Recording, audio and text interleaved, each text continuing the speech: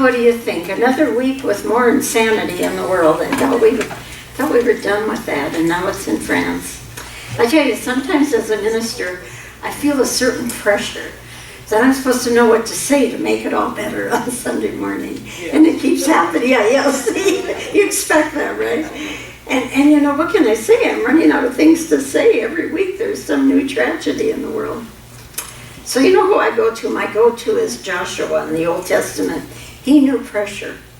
He had to follow Moses as leader of the people. Can you imagine Moses, the greatest leader of all time? And I can just see his first day coming in and saying, hello, I'm Joshua, I'm your new leader, taking over for Moses. You know, they probably booed and hissed. I don't know. The pressure he must have had. I'm sure they all said, well, that's not what Moses would have done or said. You know, so I feel his pain whenever I think of Joshua. But God gave him a promise his first day out. He said, take no thought of how or what you shall speak, for it shall be given you in the same hour what you shall speak. As I was with Moses, so I will be with you. I will not forsake you. Be strong and be courageous. Wow, isn't that beautiful? As I was with Moses, so I will be with you. Be strong and courageous in these times. Now, I tell you what, I've always been courageous. That doesn't mean I haven't been afraid. I think I've been afraid every day of my life. But I'm just crazy enough to do it anyway. I mean, I decided to become a minister. It doesn't get much crazier than that. So my point is, the world is in chaos. It's insane. And we're going through labor pains of birthing a higher consciousness. We don't have all the answers, but we do have the promise of God. As I was with Moses, so I will be with you. I will not leave you or forsake you. Be strong and be courageous. So I decided we need to be bold. The world needs a come to Jesus meeting. Do you agree? Have you ever had a come to Jesus meeting with somebody you know what they're like?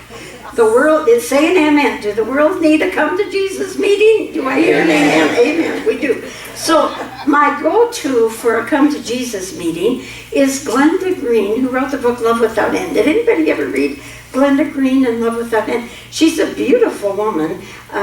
She wrote, what happens is she's a famous artist before she was a writer. And her paintings are absolutely breathtaking. But because she's a visual, when she was painting one day, Jesus appeared to her visually, in person, and she began to have a conversation with him. And so she writes this book, Love Without End. Now, the painting that she did of Jesus is really quite nice, and it's in what is it in Texas? Fort Worth, Texas. It's hanging there. And some people have a miracle happen just looking at the painting. I think he looks like Kevin Costner. You'll have to look at it after. So maybe people have the miracle because they think it's Kevin Costner. I don't know. But I always joke about that. But in spite of him looking like Kevin Costner, that's how she sees him. She's a visual, you know. In spite of that, the book is wonderful, and she's a tremendous lady. But in her conversations with Jesus, which we can all have, by the way, and there's nothing special about someone who says they've had a conversation with Jesus. We can all have that whenever we want. Anyway, in the conversation, and she writes in the book, she said Jesus told her that he used daily practice every day. He used 3 daily practices, and that's what kept him in that higher state of consciousness. So when we have this come to Jesus meeting with the world, we're going to tell the world that these are the 3 things we all have to start practicing day after day after day, just like Jesus did. Now, when you first hear them, they're going to sound kind of simple. Oh, yeah, I've heard that before. But we're going to go into each one. The 3 practices are gratitude, forgiveness, and innocent perception. Gratitude, forgiveness, and innocent perception. Now, when I first heard that, my first thought was, well, why didn't they list love? To me, he would have practiced love, because didn't Jesus practice love more than anyone you know?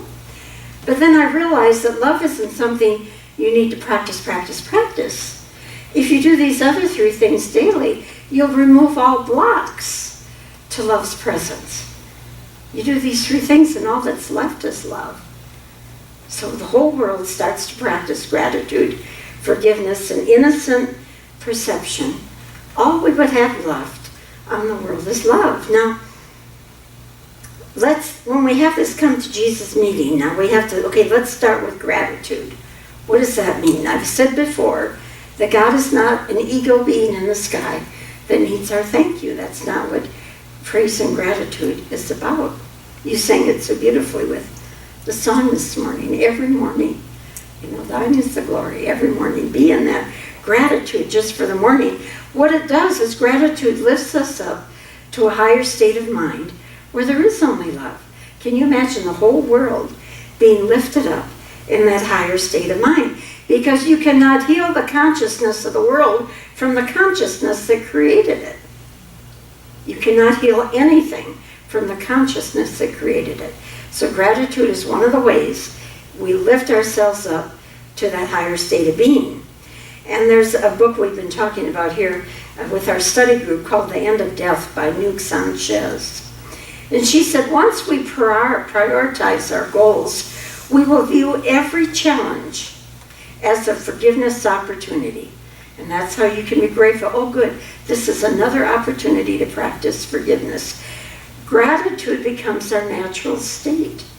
A growing appreciation for those people in our life who mirror to us, where we still harbor hidden judgment and unconscious self-sabotage, where we still harbor it. So are we grateful today for that radical self-honesty that we all must go to? Are we grateful for our vulnerability and our transparency that people can so easily see and mirror back to us where we have to be healed? Can we be grateful for that? That the whole world events are mirroring to the rest of the world what needs to be healed. After the shooting of the 5 policemen, suddenly on Facebook, there's so many videos of people hugging policemen. And white people hugging black people, and black people hugging white people, all grateful for the mirror of our oneness. Suddenly it's so evident what needs to be healed. Gratitude is such a powerful, don't underestimate the power of gratitude. Even Oprah Winfrey, now it doesn't get much greater than that, does it? Her daily practice is this. She said it on her show one day. She said every day she quotes Psalm 37, which says, delight in the Lord, and he shall give you the desires of your heart. Now, I had to translate that a little bit because I don't like to use the word Lord. No, God isn't lording it over us. So translate Lord to the inner presence of the divine by whatever name you call that. For lack of a better, let's call it the Christ today. And delight is that higher vibration of joy. So you could rephrase that, delight in that divine presence, and you will be given the desires of your heart. Why? Because you're lifted up to the vibrational state where all good already is. That's why Jesus said you have to seek the kingdom of God first, and then all things will be given you. Seek that higher vibrational state where love is, gratitude, peace, harmony, and all else will be given. Can you imagine if everyone in the world reached that state together? Even the Apostle Paul. Now, I know we don't always like Paul, but sometimes he said things that were all right. There was a verse he said where he said, count it all joy. Count it all joy. Oh, there's a lot of people that have gotten mad at that statement. How can you count it all joy? Well, he's simply saying shift your vibrational state of mind above the problems to that higher vibrational state.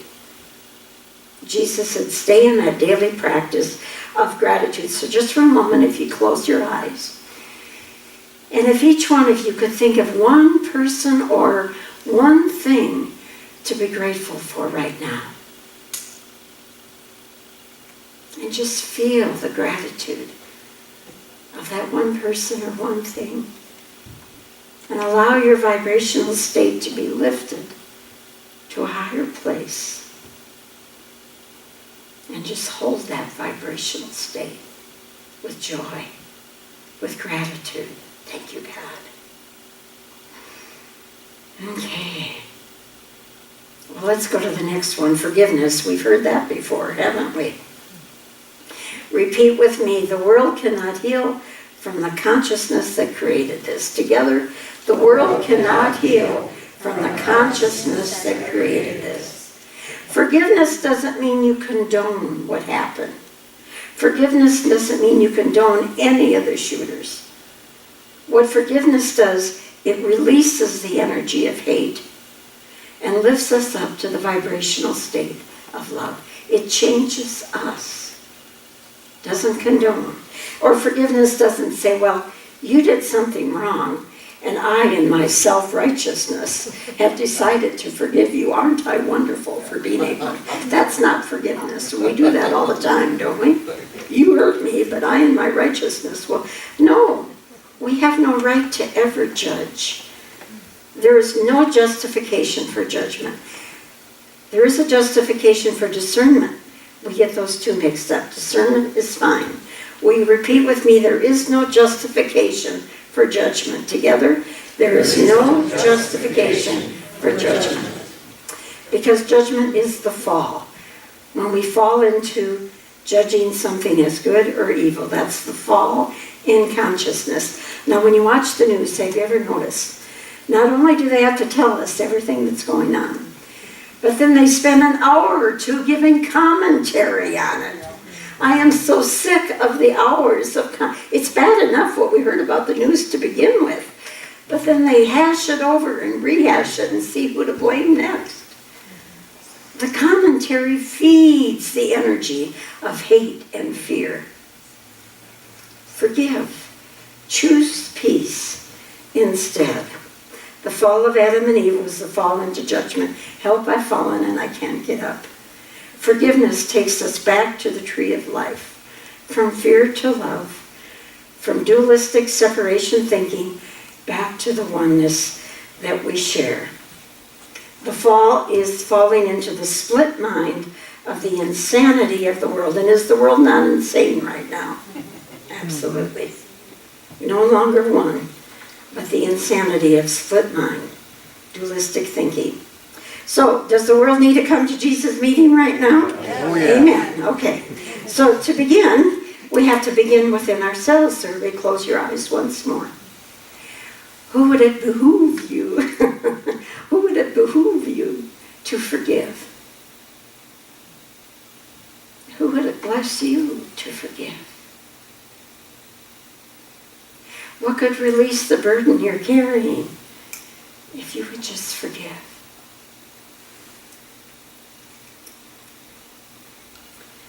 Now repeat after me. I choose peace instead of this. I choose peace instead of this. It's as simple as that. The choice for peace. The choice for a higher vibrational state instead of the one we're holding. Now the third one goes along with forgiveness. It's called innocent perception. Seeing the world through innocent eyes, with no commentary, no judgment, but through the eyes of faith and trust and the awareness of our oneness. You know, Jesus compared the kingdom of God with a woman kneading bread dough, and there's yeast in the bread dough. And I always say, what is the yeast in your dough of your consciousness? What are you raising and expanding? Is it hate and fear and separation thinking? Or is it love and peace and forgiveness? Whatever yeast is growing and expanding your consciousness is affecting the whole planet. That's why in unity we always bring it on home. What can I do today in my consciousness to heal the world? Fear or love? My first memory of fear, because fear is something that pops up in all of us. My first memory was when I was up in North Dakota. You have to know my mother was from Minnesota. My father was from North Dakota. And North Dakota is noted for 3 things: the waving wheat, big mosquitoes, and even bigger tornadoes. And at that time, I was only about 4 or 5 years old. We were living in this old shack of a house. I swear to God, it had more holes than wood. And you could just see that rain and wind coming in, and you could just hear the house creaking and groaning through this tornado. You could feel the house shaking. And all of a sudden, my dad comes in because he went outside to look. He said, "The barn is gone. The barn is gone. Be strong and courageous. Do not let your hearts be troubled or afraid." Or as the old Japanese poet, you've all heard the Japanese poet that said, "The barn burned down, now I can see the moon." It's all in how you look at it. What my family remembered most of all and talked about the most afterwards was that we were all safe. Here we were in this house that could barely stand up on its own, and we were safe. The barn went down. And it was interesting too, in the barn, there was a little corner where some baby calves were. Now when the barn got blown away, there was this one little corner, a wall came over, right over those baby calves, and protected them. Is that not a miracle? The barn went, but one little wall remained, protecting these baby calves. And then all the neighbors and friends came over to help milk. Now you have to realize that was back when they were milking by hand. So for all those people to come over and help milk was a big thing. And then eventually we got a new barn. God's protection is always there. That's why St. Paul said, "I have learned in whatever state I am to be content." In whatever state, no matter what is happening. And people will judge you, they'll think you're crazy for not being upset. People do, they think you're not responding correctly unless you're mad. Isn't that true? Wherever you go, if you try to talk about thinking loving thoughts when this is going on in the world, are you crazy? Do you know what's going on? I have learned in whatever state I am to be content. Is that not the gift of our age? The older we get, we don't have time for anything but peace, do we? Can you repeat with me? I have learned in whatever state I am to be content. Together, I have learned in whatever state I am to be content. The fall from innocence, when we were cast out of the symbolic Garden of Eden, was the split mind of duality, judging everything as good and evil, separation thinking. And going back to Jesus in the book that Glenda Green wrote, Love Without End, she writes, "There is no escaping duality on this earth plane. It will only use its perceptions to judge and to condemn." And I would add commentary, because we love to do that. The real basis for goodness is love. Love has no opposites. Love is the solvent which ends all polarity. Then honoring life through innocent perception and compassionate service, according to one's purpose. Now that's where the people that say, we have to do something, what are we going to do? Ah, yes, we do something from compassionate service and loving kindness, not from fear, anger, or hate. Do you see the difference? When we are in that higher vibrational state, we feel the prompting, oh, this is what I'm to do here and now. This is where I can be the love that I am, in a compassionate service with loving kindness. So let's recap the daily practices of Jesus, and we have to take this message to the whole world. Needs us come to Jesus meeting. What's the first one? Gratitude. Raise your vibration to a higher state through gratitude. The second one? Forgiveness. Forgiveness is simply removing all blocks to love's presence. That means letting go of the reactionary feelings and choosing peace instead. Doesn't condone what's going on, but it shifts you into a higher state, where if there is something to do, you'll feel the prompting to do it from a place of love and loving, compassionate service. And the third thing, innocent perception. Let go of the judgment, let go of the commentary. Don't go feeding that all over. We know what it is. We know what's happening. And pray, and I would add a fourth one, pray insanity to this world this week. Will you join me this week in praying in the sanity, praying in the love, praying in the truth of our oneness, till every man and every woman on the planet is lifted up and into that higher state of mind. Let's just close our eyes one more time and be with that place within. In the garden, be in the garden. That place within you where you know the truth of your being. Aware of your divinity.